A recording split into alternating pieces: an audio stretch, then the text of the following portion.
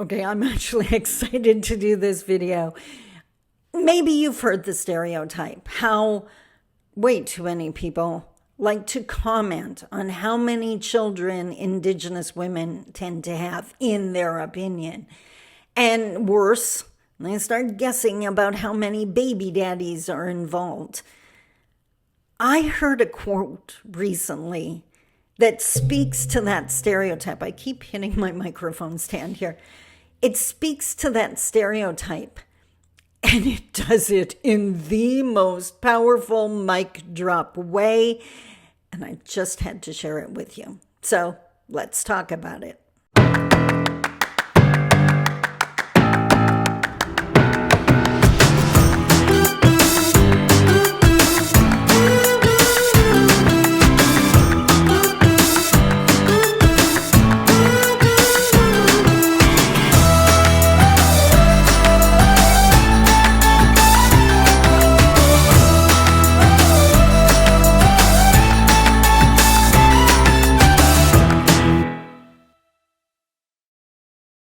Bonjour, Mishko Paganon, Quainadishna Cosmondodem. Hi, everybody. My name is Sandi Boucher. I'm Red Thunderbolt Woman of the Loon Clan, a proud member of Seine River First Nation in Treaty 3 territory in Northern Ontario. And trust me, I've heard the stereotypes. I have 2 children, and I heard the stereotypes. People...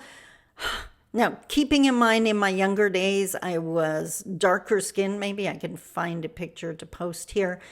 But even when I was out with my children, people, problematic people, would make the assumption that I had 2 kids with me. There must be 5 at home. Like, what? And yes, I was in my early 20s with my children, which plays into that stereotype as well.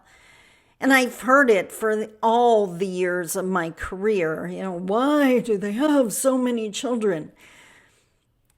I love quotes. They're lightning bolts to me. And you see them everywhere, whether it's on a t-shirt or on a billboard or on a monument or on Facebook. And I happened to be cruising Facebook the other night and on my personal page, not my business page.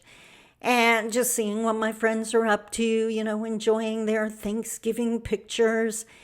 And my girlfriend had written a long post. Now, this woman is flippin' amazing. She is so beautiful, and she's physically beautiful, but I mean as a human being, her spirit is so beautiful.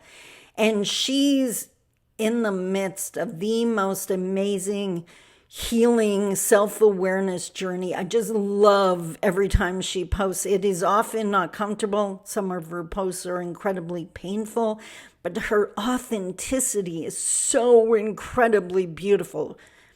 A powerhouse already, and definitely a powerhouse in the making.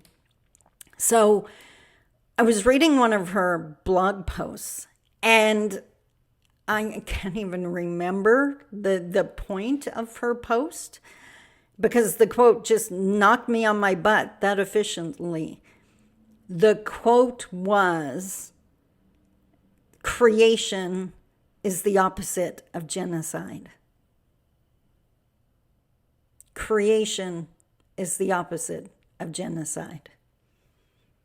How incredibly powerful is that? And I couldn't help thinking, you know what? When I was a struggling single mom and I had a 2 and a 4-year-old, I was working full time for the federal government and still couldn't make ends meet, was working in or living in a low rent housing project. And no, it's not because I was blowing money on anything. I was counting pennies, and raising kids is expensive. But when the world got to be too much, I would go for a walk with my 2 and a 4-year-old and look at the world through their eyes. I would marvel at the grasshopper or laugh at how much fun it was to try to skip a rock in the little stream by our house. Our kids give us hope. Our laughter cures anything that is bothering us.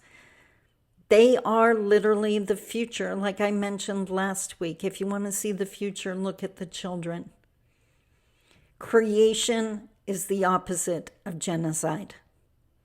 So the next time you see an Indigenous mom, and you're tempted to comment on how many children she has, instead, remind yourself that what you're seeing is willpower to survive.